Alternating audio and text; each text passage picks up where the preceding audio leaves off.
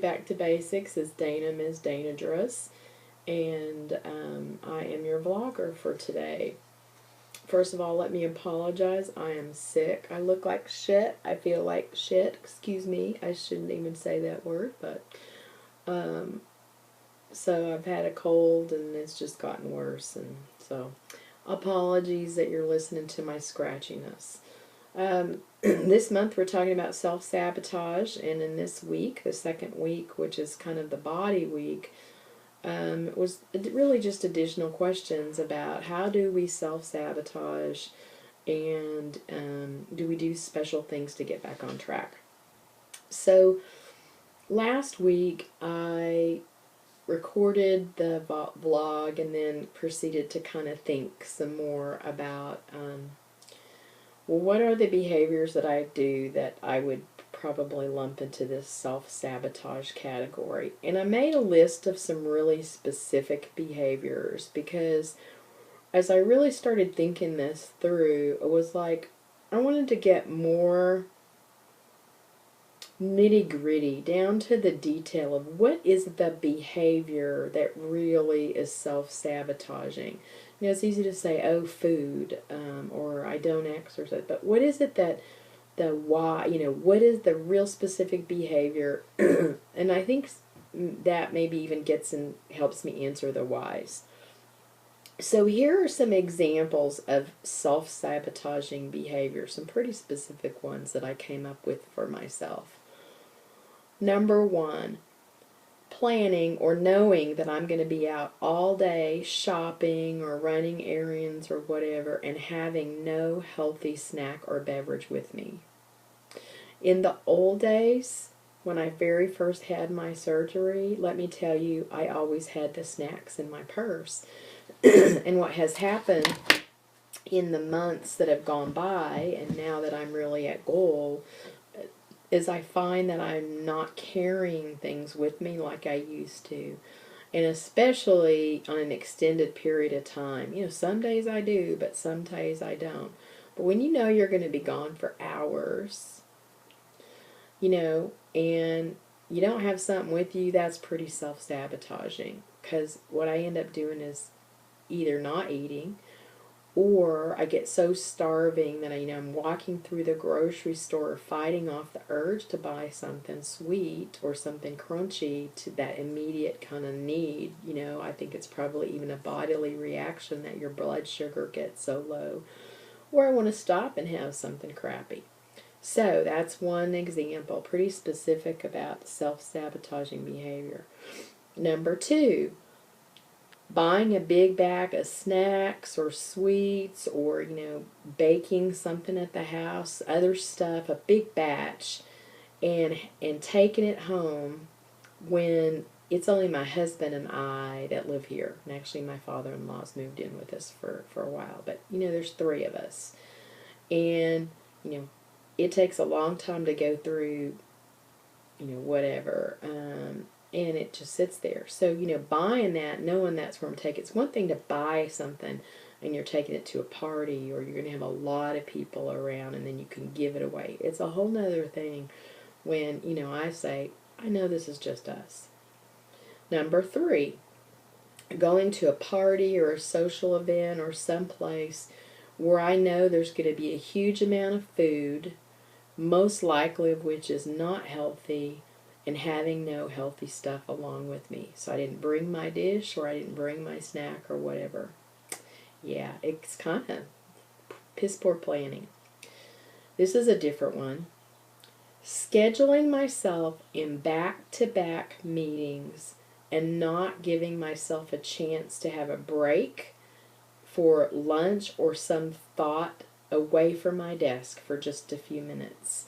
And I work in a corporate environment, in insurance. I do normally work in an office, cubicle environment. I can work from home sometimes. And people in my company have a bad habit of, you know, scheduling meetings over lunch, or just, even if they're not in a meeting, eating at their desk over lunch. And when I very first started this journey, I was like, no, I'm going to stop and take a break. Number one, because I just need a few minutes away. Number two, if you get in that pattern of mindless eating, just kind of shoving it in, well, that's what you're doing when you're multitasking and trying to meet and eat or things like that. So, the weight loss people, the plans will tell you go away, have your lunch, sit at a table, whatever. You shouldn't be eating and watching TV, eating and, talking on the phone, whatever. So by me kind of going through and not having something scheduled, a break during my day, I can almost always guarantee I get very stressed by the end of the day, and it puts me in a pattern where not only do I probably not make healthy eating choices and pay attention to what I eat, even if I brought my lunch, maybe it's healthy, but I'm not paying attention to how I feel when I'm, am I full, am I hungry, whatever. And then when I have days like that, I have less of a tendency to also do any kind of exercise because you've just been back to back to back and you're exhausted. So that's number 4. Number 5, this is pretty general and probably, I could probably be more specific in this to some extent if I thought about it a little bit more maybe. But I think this may be a trap that a lot of us get into. Planning too many things in too short of a time. And it's, if you don't have a break, or if you're expecting too much, you accomplish too much in a shorter period of time, then, that leads typically to stress. And, if you've not planned things well, then that's kind of a self-sabotage behavior. Number 6, going all week without having some kind of exercise actually scheduled on my calendar, just thinking that I'm going to get to it. You know what? The just getting to it doesn't happen usually. If I have something scheduled on my calendar, and especially if I have a workout buddy or a trainer or something, if I have it scheduled, it gets done. And just thinking I'm going to fit it in, you know what? Like as not, it doesn't happen. Number 7, this is the last one I have, staying up too late at night. I have trouble sleeping. My husband goes to bed early, but what happens is I get caught up in YouTube, Facebook, movies, whatever. I stay up too late at night. Number 1, I get bored and I would want to eat when I'm bored. Or number 2, I'm just hungry again. If you've eaten at 6 or 7 and you're staying up till 2 a.m., well, you want to eat again because it's time to eat.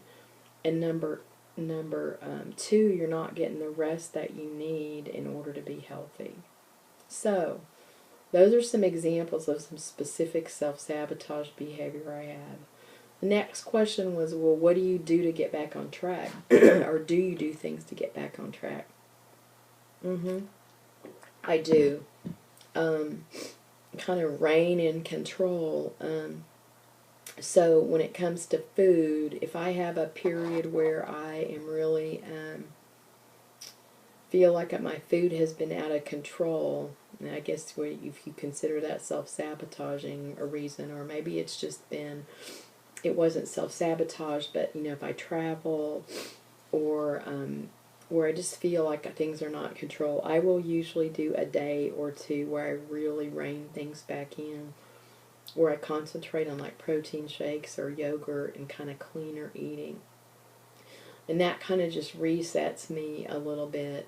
Kind of does a carb detox sometimes, a starchy carb detox, which is my problem. But I really just kind of make this concentrated effort to get back on track and do that. I also will do things to counteract those behaviors. Like I will pack my lunch. Like I will get back to carrying the snacks with me. It's like, you have got to have this in your purse. And not just one protein bar, but maybe a protein bar and something else. Because you think you're going to be gone a long time. So I will consciously reset myself. As far as exercise, I will, if I've gone a couple of weeks and there hasn't been anything on my calendar, I will schedule it, and I will typically ask a friend. I'll make a commitment with a friend to go exercise with me. So really what I do to get back on track is, just try to make this conscious shift and say, okay, I have to be more diligent about a plan, or what I'm going to eat, or when I'm going to exercise. So I hope this helps. I think for me the most valuable thing is to try to, in this exercise, was to try to really get down to the specific behavior that's a problem, and sometimes ask myself why, well, why did you do that? And sometimes it's just because I was lazy. If I left the house with no snacks, it's either because I was lazy, or maybe I didn't do the grocery shopping or something like that. So, there may be more deeper whys to look for that. But, I know. I don't have all the answers. I surely don't pretend to have all the answers. We all are on our own unique journey. Do I do some things that I consider self-sabotage? You betcha. The one thing I left out of here is procrastination, and I told you that's a bigger thing than I knew about. And I didn't have any specific behaviors here listed about procrastination. I need to do some more work and thought about that, and if I come to any great conclusions, I'll let you know. I hope you have a great day. Leave us comments or a video response, and we'll talk to you again on Back to Basics. Bye-bye.